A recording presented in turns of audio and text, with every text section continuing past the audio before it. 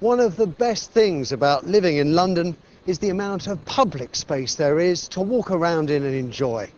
But more and more parts of the capital, like this one, are actually falling into private hands, with conditions being placed on who can access and use them. Civil liberties campaigners, well, they're claiming this creeping privatisation poses a threat to the democratic health of this city, as Ian Lee has been discovering. You might think that strolling along the South Bank on a lovely fresh day like today was your right as a Londoner to enjoy. But you'd be wrong, because large stretches of this famous London thoroughfare are controlled by private developments, who have the right to decide who is and who isn't allowed on the land. A number of seemingly innocuous activities, including skateboarding, rollerblading and even eating in some places, are routinely banned, while filming and taking photographs requires prior permission. The rules are enforced with the help of CCTV cameras and private security guards. Tourists are generally allowed to snap away uninterrupted. But it's professional photographers with tripods, like Grant Smith, who seem to catch the eye of security. I've been in situations before where I've taken photographs and a guard has come out and said you can't take photographs. I've pointed to the sign, I said look, it says no skateboarding, no cycling, no smoking. It doesn't say anything about no photography. And the guard has responded and said if we had a list of everything you couldn't do on this estate, we wouldn't be able to fit it on the sign. And when we move to a location where Grant hasn't got permission to take photographs... Hello, mate. Yeah, hi.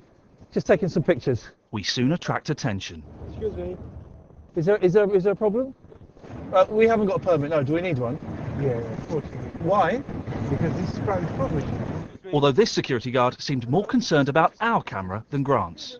Is there a sign that says... Well, I don't think there is a sign. But do you not think that's odd that in London we're not allowed to film and take pictures? No, you are allowed, but you have to let the man, So we need a landlord Okay. know. Yeah. We're going to leave. We'll let you get on. Your choice. Thank you very much. One of the reasons developers often give for controlling the activities of film crews and photographers is protecting the privacy and security of their corporate tenants. An argument that doesn't wash with Grant. I do feel harassed, I think is probably the word, and confronted and somewhat undermined. It's obviously bad news for you. You're a professional photographer, but why should I care? Why should the people at home care? Behind all this is a bigger issue of civil liberties. It's about regulating behaviour, it's about constant surveillance and watching us all the time as if we can't be trusted to behave ourselves in the public spaces. The ownership of the streets and thoroughfares we walk on has become an issue because London has seen a development boom in recent years. Places like the huge Paddington waterside development here, alongside the Grand Union Canal, is one of more than 200 major regeneration schemes given planning permission since 1980. According to research done by Professor Matthew Carmona, nearly half of these new developments, including Paddington Waterside, are now owned and managed exclusively by the private sector. Certainly over the last 30 years, there's been a lot of commercial and mixed developments like this, which have been built with these types of spaces at their heart, really dating back from developments such as Canary Wharf and Broadgate in the City of London. And this is now a pretty common model for commercial development in London. And the streets and piazzas that people have access to are known in the planning jargon as public-private space. It's essentially space which, for all intents and purposes, looks public, but is in fact owned and managed by a private organisation and built by a private developer. Why is this happening more and more? From the developer's point of view, these are spaces which are commercially very successful, they add value to their development.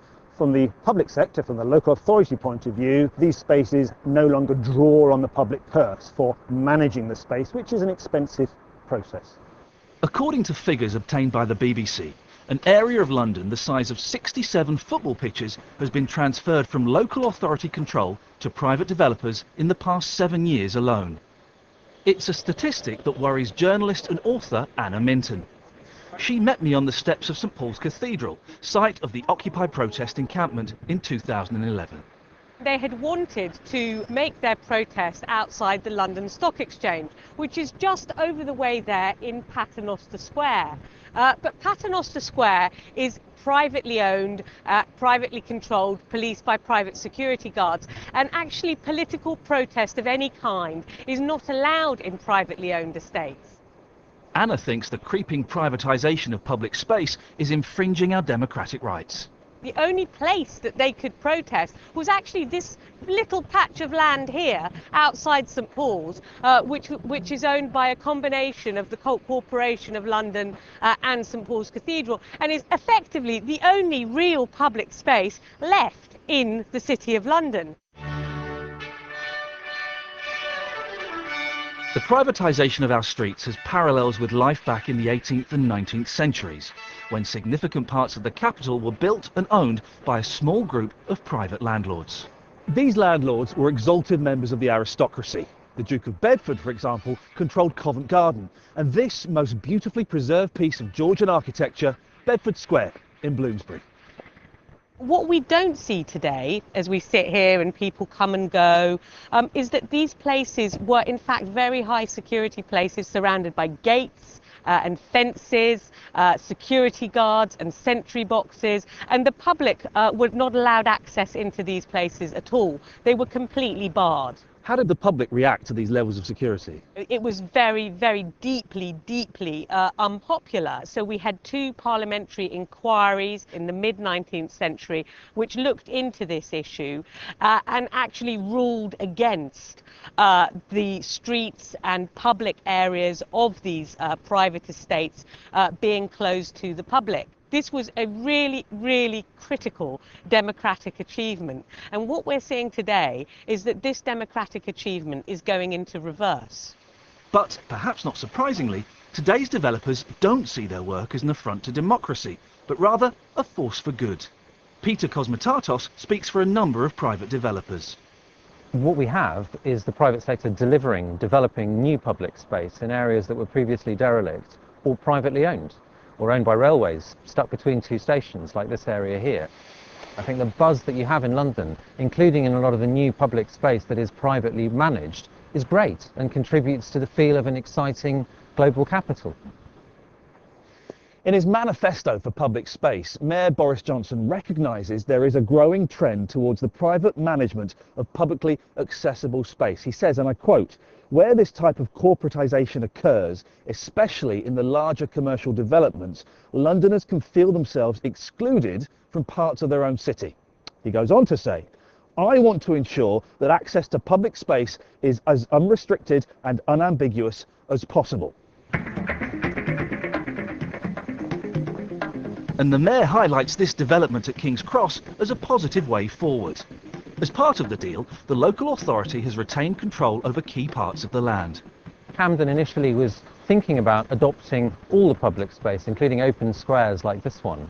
On reflection, I think they realised that the cost of maintaining spaces like this was going to be substantial, and they opted instead to adopt the roads and pavements only, and those will be truly public, managed and looked after by the local authority. Open spaces like this will remain in the ownership and under the management of the developer. For Anna Minton, the Mayor's approach is welcome, but she's worried that too many of us simply don't appreciate what is actually happening under our noses. It's up to us, really, to hold the Mayor to account. If we fail to do that, the danger is that we're just going to sleepwalk into this creeping privatisation of public space. We risk undermining that hard-won democratic achievement of our Victorian predecessors, which ensured that streets and public places were genuinely open to the public for the benefit of all Londoners.